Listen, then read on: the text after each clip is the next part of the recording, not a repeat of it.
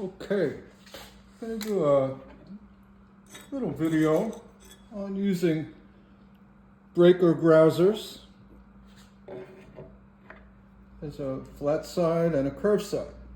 Flat side's for breaking glass and safely throwing it away, or curved side to grouse points.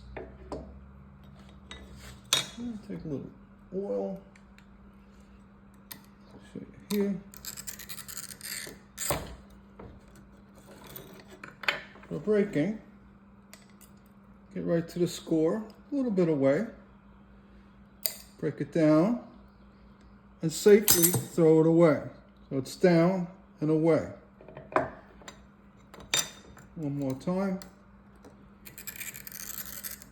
Always have to remember safety is the biggest thing. Snap it down. You don't want to be doing this, pulling away. Things happen. So it's down and throw away. So it's down and away. Curve side up is for chipping off points. Allow you to remove any points that are on the glass. Not intended to come from the bottom. You'll chip the top of the glass.